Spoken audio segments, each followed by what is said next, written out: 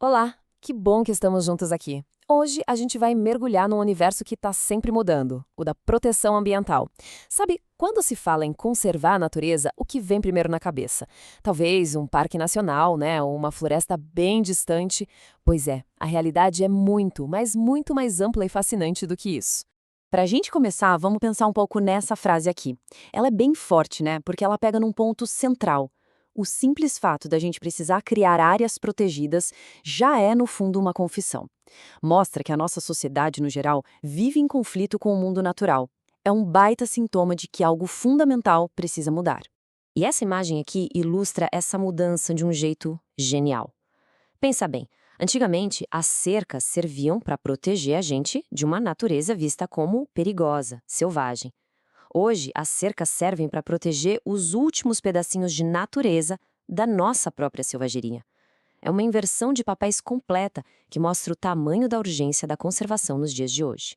Bom, vamos começar pelo mais básico, aquilo que todo mundo já conhece. Quando se fala em conservação, a imagem que geralmente aparece é essa aí, a de cercar um pedaço de terra e chamar de parque. Esse é o ponto de partida clássico de tudo. Só que não demorou muito para se perceber que uma ilha de verde sozinha não resolve o problema.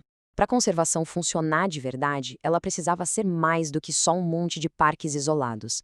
Ela precisava ser um sistema, todo interligado. E aqui no Brasil, a grande ferramenta para criar esse sistema é o SNUC, o Sistema Nacional de Unidades de Conservação. Dá para pensar nele como se fosse um grande manual de instruções, sabe?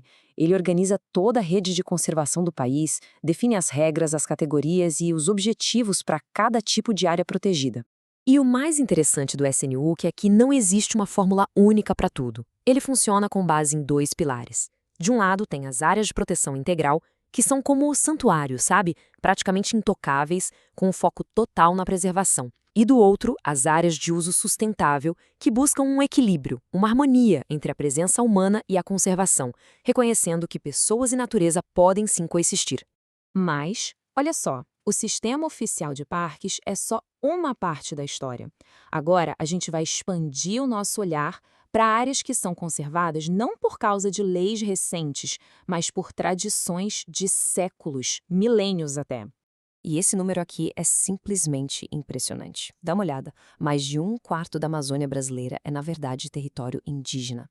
Isso mostra que os povos indígenas são, há séculos, alguns dos guardiões mais eficazes da biodiversidade do planeta. Isso muito antes de existir qualquer lei de conservação. E a proteção que eles oferecem vai muito além de só manter a floresta em pé. Elas protegem uma biodiversidade gigantesca, claro, mas também um patrimônio cultural riquíssimo e conhecimentos ancestrais sobre como viver em harmonia com a natureza. A conservação, nesse caso, é um processo que é biológico e cultural ao mesmo tempo. Agora, vamos adicionar mais uma camada nesse nosso sistema. Uma camada bem surpreendente, de áreas que viraram santuários da natureza quase por acidente. A resposta para essa pergunta está fazendo a gente repensar o que é uma área conservada. E olha, pode acreditar, a resposta está em lugares que ninguém imaginaria. Se prepare para algumas surpresas. Esse é o conceito internacional de OMEC. A lógica é até que simples. Se um lugar, no fim das contas, conserva a natureza, não importa tanto o porquê. O que vale é o resultado.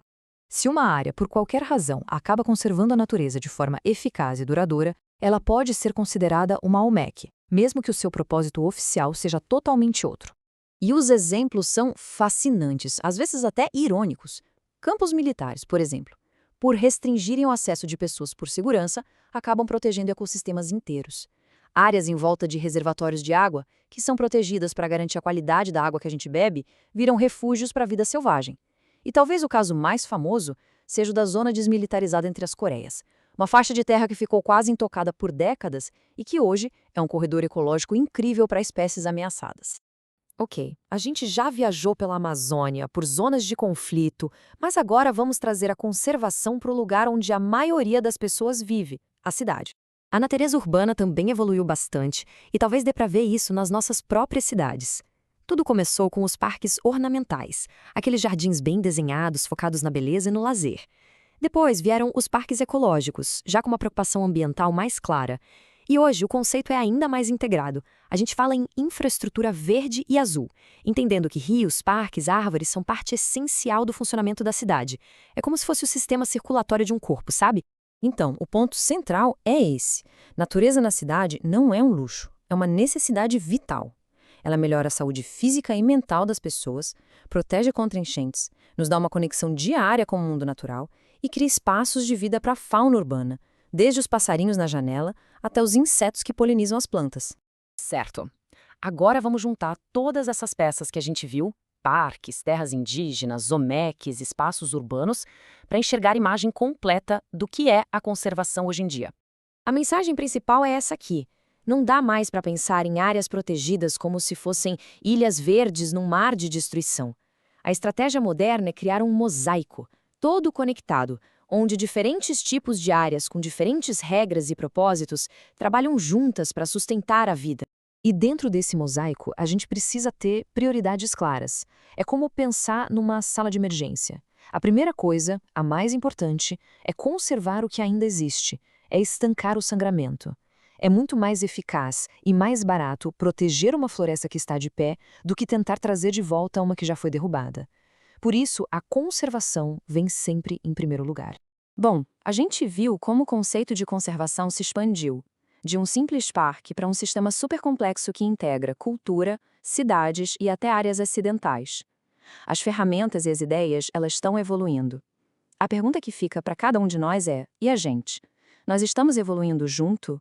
Será que já estamos prontos para ver a natureza não como algo distante para visitar de vez em quando, mas como parte de todos os espaços em que a gente vive?